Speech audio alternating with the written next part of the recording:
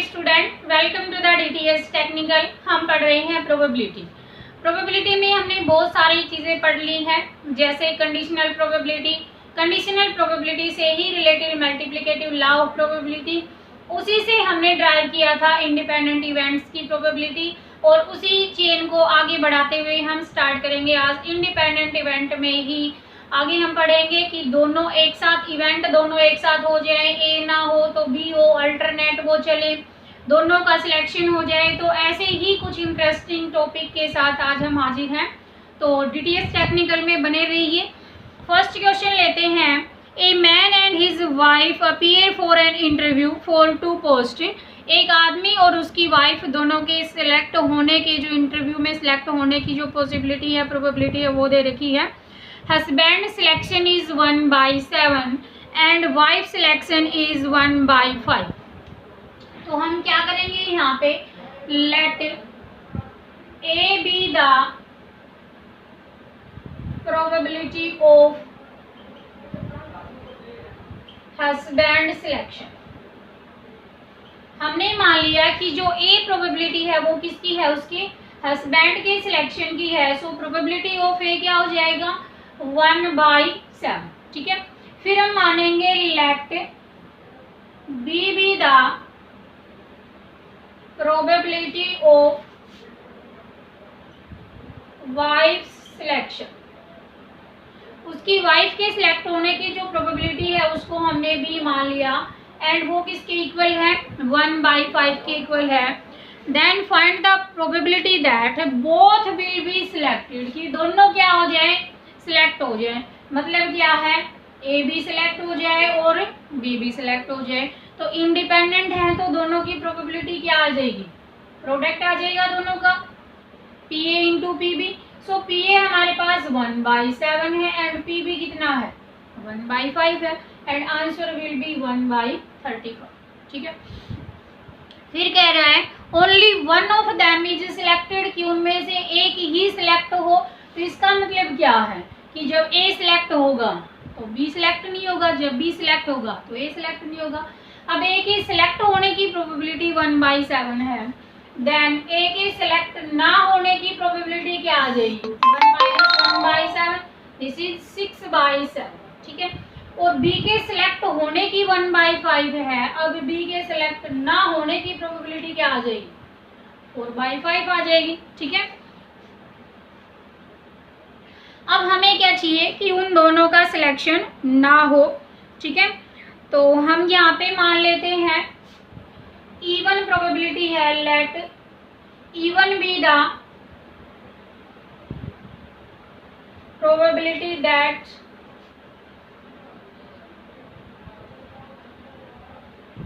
Only husband selected. ठीक है, हमने मान लिया इवन वो प्रोबेबिलिटी है कि उसके हस्बैंड का सिलेक्शन हो, and E to be the probability that only wife selection. ठीक है बेटा, अब हम क्या निकालेंगे यहाँ से, probability of E1 intersection E2 क्या आ जाएगा, प्रोबेबिलिटी ऑफ E1 इंटू में क्या आएगा, प्रोबेबिलिटी ऑफ E2। ठीक है, प्लस में क्या आएगा। अब मान लो उन दोनों की जो प्रोबेबिलिटी है कि ई हमारा प्रोबेबिलिटी क्या है, ओनली हस्बैंड सिलेक्ट हो जाए, तो उसका मतलब क्या है, दोनों काम एक साथ होंगे। जब साइमल्टेनियसली होंगे तो क्या आएगी, दोनों की इंटरसेक्शन की मल्टीप्लाई, दोनों इंटरसेक्शन निकालेंगे तो मल्टीप्लाई आएगी। यानी जब ए सिलेक्ट होगा तो बी रिजेक्ट होगा, ये दोनों काम एक साथ होंगे। जब बी सिलेक्ट होगा तो ए रिजेक्ट होगा, ये भी दोनों काम एक साथ होंगे। और हो क्या सकता है कि या तो वाइफ का सिलेक्शन हो सकता है या फिर उसके हस्बैंड का सिलेक्शन हो सकता है। तो हम यहाँ से दोनों प्लस में करेंगे और इनके अंदर जो आएगा वो क्या आएगा, प्रोबेबिलिटी ऑफ E1 क्या होने वाली है, probability of A into probability of B not, plus में ये क्या होने वाला है, probability of A not and B. ठीक है बेटा, तो यहाँ पे दोनों में भी लगेगा, प्लस भी करेंगे और फिर दोनों का भी होगा। तो प्रोबेबिलिटी ऑफ ए के सिलेक्शन की प्रोबेबिलिटी 1/7 इंटू में बी के सिलेक्ट ना होने की 4/5 प्लस ए के सिलेक्ट ना होने की प्रोबेबिलिटी 6/7, बी के सिलेक्ट होने की 1/5। टेक एन एलसीएम कितना आएगा 35, 6 और 4 कितना हो जाएगा 10, तो यहाँ पे कितना आ जाएगा 2/7 की क्या हो जाएगी, सिर्फ उसके या तो हस्बैंड का सिलेक्शन हो जाए और या उसकी वाइफ का सिलेक्शन हो जाए। फिर हमसे पूछ रहा है ये कि दोनों ही सिलेक्ट ना हो, यानी ना तो ए का सिलेक्शन हो ना ही बी का सिलेक्शन हो, तो दोनों क्या है इंडिपेंडेंट इवेंट है। अब क्या आ जाएगा ए नोट इंटरसेक्शन बी नोट, कि ना तो ए का सिलेक्शन हुआ ना ही बी का सिलेक्शन हुआ, तो क्या आ जाएगा यहाँ पे आ जाएगा 6/7 और ये आ जाएगा 4/5, तो क्या आ जाएगा, ठीक है बेटा, जब दोनों का ही सिलेक्शन नहीं होगा। नेक्स्ट क्वेश्चन लेते हैं। हाँ मम्मी मेरे भी आगे है the probability of a student passing the examination is 3/5 and that of student be passing is 5/7।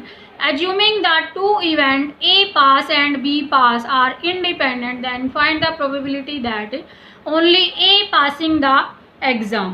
जब A पास करेगा अकेला तो B क्या करेगा एग्जाम को फेल करेगा। तो हम यहाँ से मान लेते हैं A be the probability that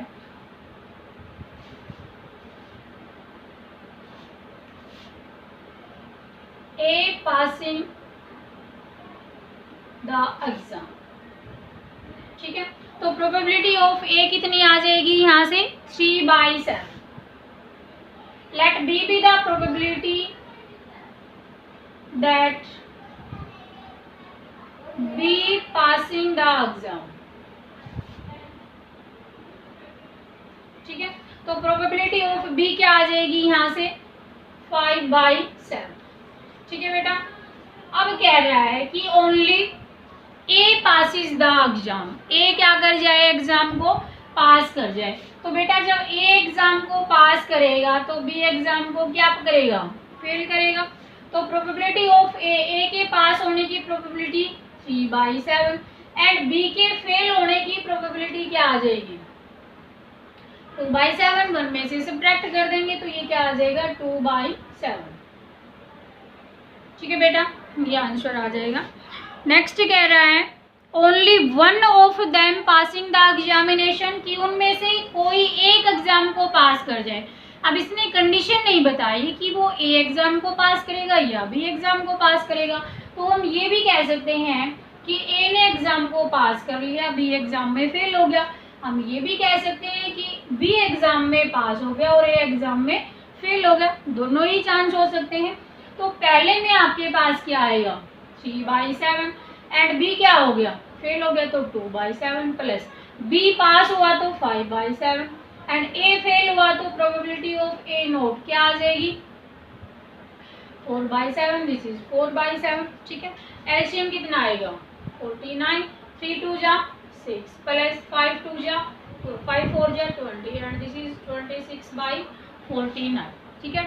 जब केवल दोनों वन में उनमें से कोई एक एग्जाम को पास कर जाएगा, ठीक है बेटा। नेक्स्ट है A speak truth in 60% of the cases and B speak truth 90% of the cases. A सच बोलता है 60% और बी सच बोलता है 90%। In what percentage of the cases they likely to contradict each other. Contradict का मतलब है बेटा कि अगर वो सच बोलेगा तो दूसरा भी सच बोलेगा, सॉरी झूठ बोलेगा, और अगर बी सच बोलेगा तो ए झूठ बोलेगा, ठीक है। तो हम क्या लिख देते हैं यहाँ पे ए बी द प्रोबेबिलिटी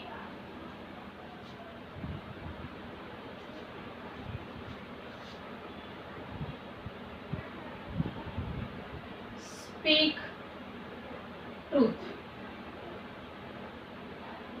ठीक है। तो प्रोबेबिलिटी ऑफ कितनी है 60% है।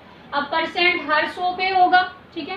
तो हम इसको क्या लिख देंगे 60/100 and let B be the probability speak truth. B के सच बोलने की प्रोबेबिलिटी क्या है 90%, तो ये क्या आ जाएगा 90/100। दे कंट्राडिक्ट ईच अदर। कंट्राडिक्ट का मतलब है कि जब ए सच बोलेगा तो बी झूठ बोलेगा, बी सच बोलेगा तो ए झूठ बोलेगा। मतलब क्या निकालेंगे, ए नोट बी नोट। ठीक है, अब यहाँ से देखो ए नोट अगर हम निकालेंगे तो क्या आ जाएगा, यहाँ पे 60% है, बाकी कितना बच गया 40% बच गया, तो क्या आएगा 40/100। यहाँ पे 90% है तो बी नोट निकालेंगे तो क्या आ जाएगा 10%। 10% को क्या लिख सकते हैं 10/100। अब ए कंट्राडिक्ट कर रहा है तो क्या आ जाएगा, यहाँ से देखो ए सच बोला, बी क्या बोला झूठ, तो कितना आ गया 10/, प्लस में बी क्या बोला सच तो क्या आया 90%, एंड ए क्या बोला झूठ तो कितना आया 40%। सिंप्लीफाई कर दो। ठीक है, तो कितना आ गया ये 6/100 प्लस में 9 इंटू 6 कितना आ गया 36/100। कितना मिला ये, यानी कितना आया 42% चांसेस ऐसे हैं कि वो दोनों क्या बोलेंगे कंट्राडिक्ट करेंगे। ठीक है, नेक्स्ट क्वेश्चन लेते हैं। The odds against A speak the truth are 4-3, यानी दोनों के सच बोलने के ओड अगेंस्ट में जो है वो कितना है 4:3 है। Then and the odds in favour of B, और बी के फेवर के कितने हैं 7-5 हैं। Find the probability that they contradict each other.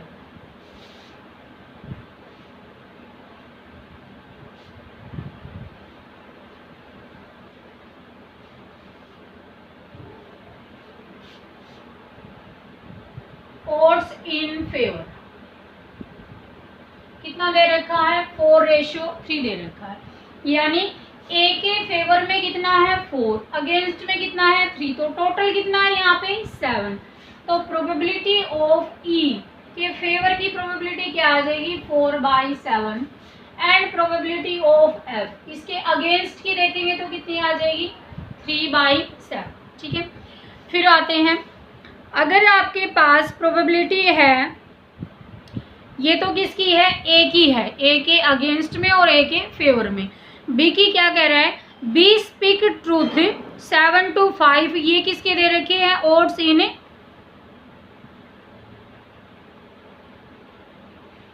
और ये दे रखा था इसके अगेंस्ट में दे रखा है।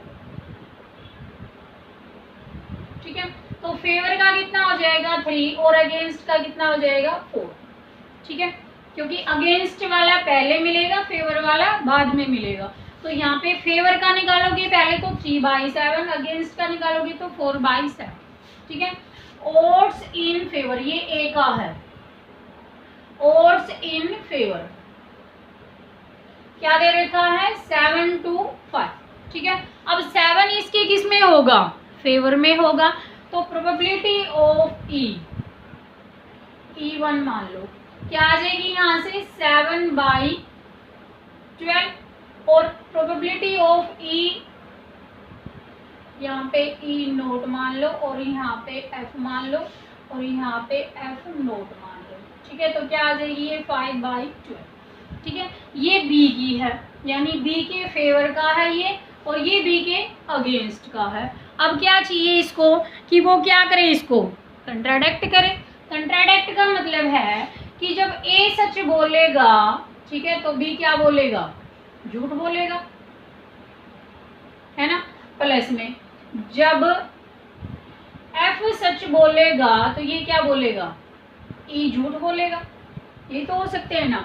अब प्रोबेबिलिटी ऑफ E के फेवर की कितनी है 3/7, B के अगेंस्ट की कितनी है 5/12, प्लस अब B के फेवर की कितनी है 7/12, और A के अगेंस्ट की कितनी है 4/7।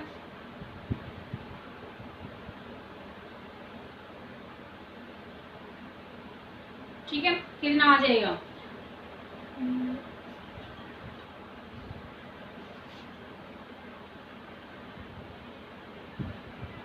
ठीक है बेटा, तो तो ये कितना आ जाएगा 43/84। जब वो क्या बोलेंगे, कंट्राडिक्ट करेंगे एक दूसरे को। नेक्स्ट पे लेते हैं।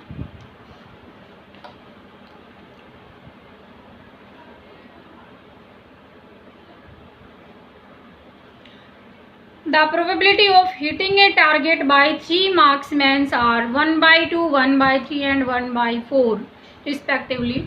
Find the probability that one and only one them will hit the target when they fire simultaneously. अगर वो एक साथ टारगेट को हिट करते हैं तो केवल उनमें से एक ही टारगेट को हिट करेगा, बाकी नहीं करेंगे। कहने का मतलब है जब ए हिट करेगा तो बी दोनों हिट नहीं करेंगे, बी और सी। बी हिट करेगा तो ए और सी नहीं करेंगे। ठीक है, let A be the probability of hitting target. ठीक है, टारगेट को हिट करने की प्रोबेबिलिटी है, तो ए कितनी दे रखी है 1/2। ए कितनी है 1/2 एंड बी की भी सेम मानेंगे तो प्रोबेबिलिटी ऑफ बी क्या आ जाएगा, let B be the probability of hitting target क्या आ जाएगी, probability of B is equal to 1/3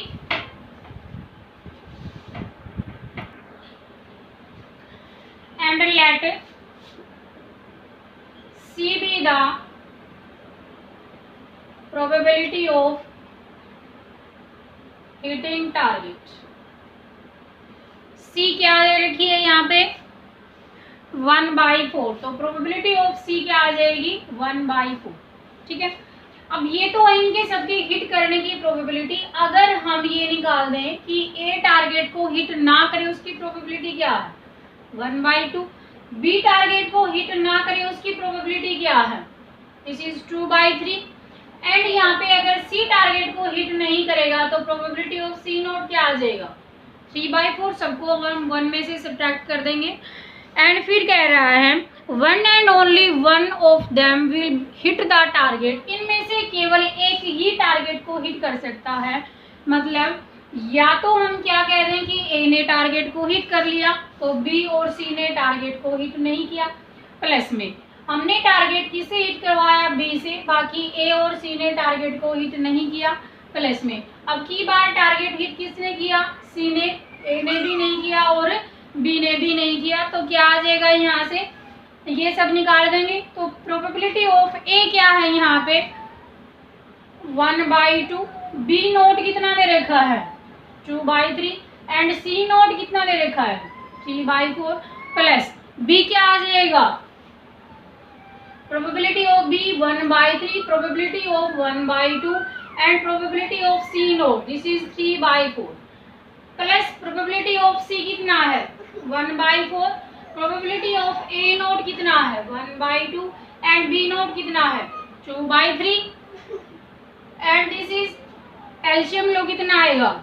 12, यहाँ पे कितना आया 6 प्लस यहाँ पे कितना आया 3 प्लस यहाँ पे कितना आएगा 2, 6 से 3 कितना हुआ 9 plus 2 11, this is 11/12। 11/12 is the probability of hitting target one of them. LCM कितना आ जाएगा बेटा 24, तो यहाँ पे कितना आ जाएगा 24। ठीक है, नेक्स्ट क्वेश्चन लेते हैं।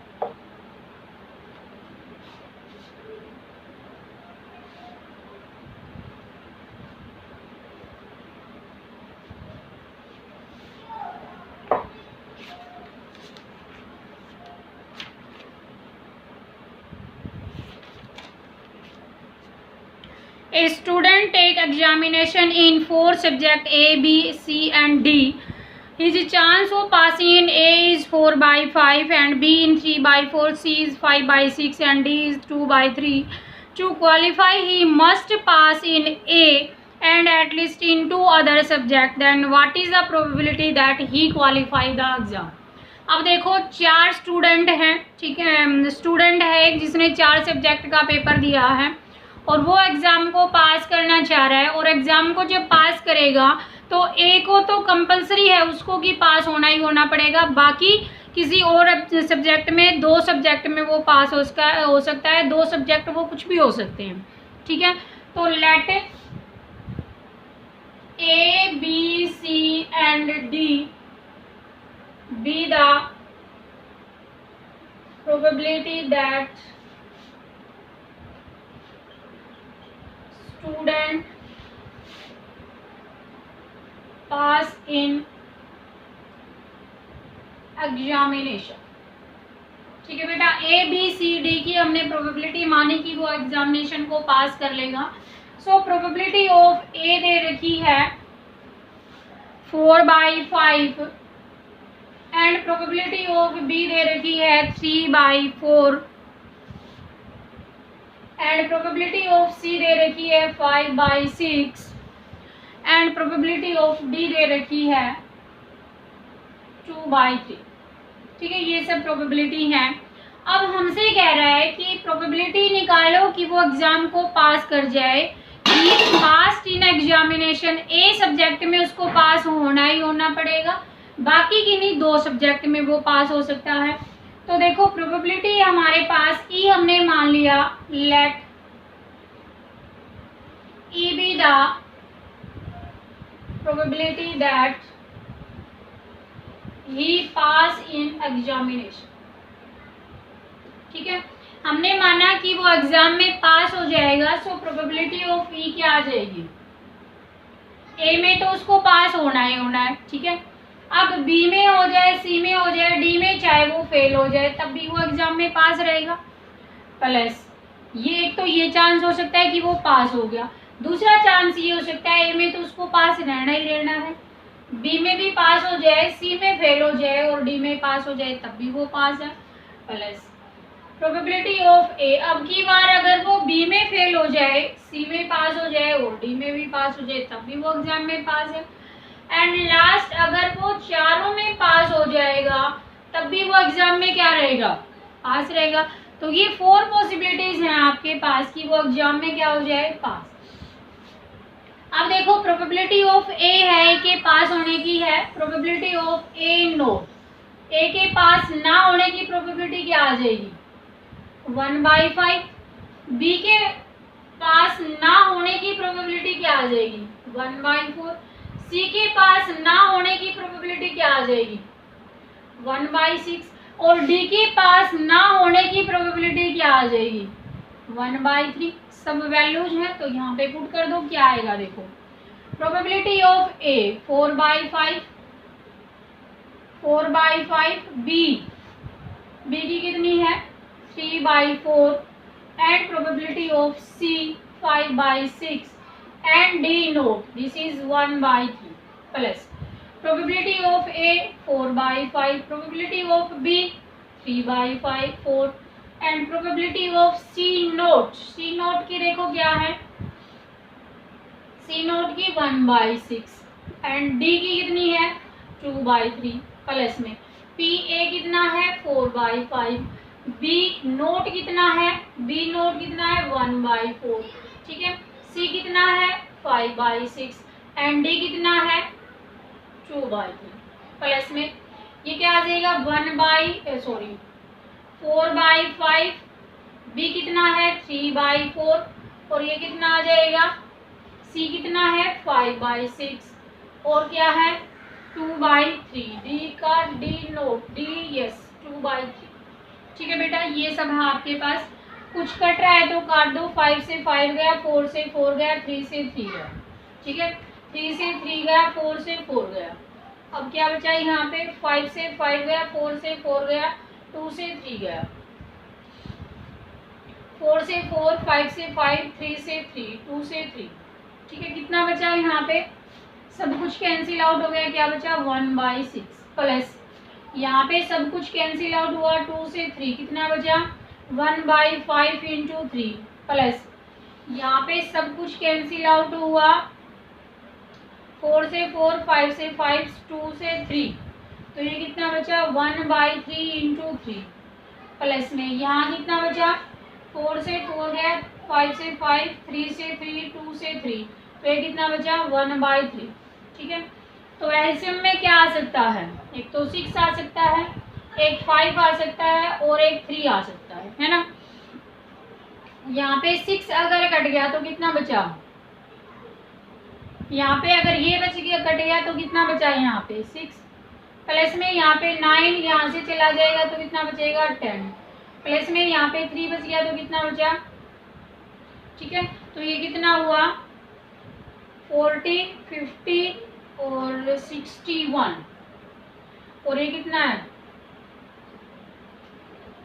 ठीक है बेटा, तो ये वो प्रोबेबिलिटी है जब वो एग्जाम को क्या कर जाएगा, पास कर जाएगा। ठीक है, नेक्स्ट क्वेश्चन लेते हैं।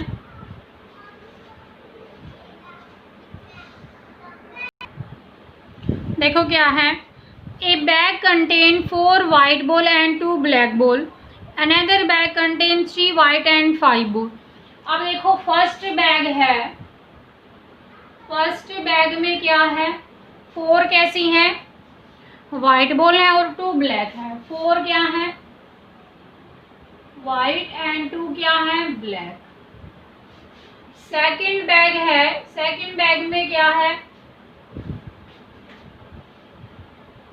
3 व्हाइट है और 5 ब्लैक। 3 कैसी हैं, व्हाइट बॉल है और 5 ब्लैक बॉल है, ये दे रखा है।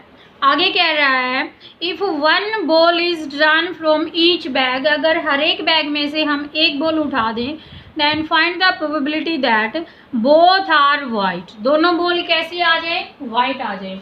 अब देखो probability of W1 intersection W2, मतलब क्या हुआ कि फर्स्ट बैग में से भी वाइट बॉल निकली, सेकंड बैग में से भी वाइट बॉल निकली, तो फर्स्ट में से वाइट बॉल आने की प्रोबेबिलिटी क्या है 4/, टोटल कितनी है 6।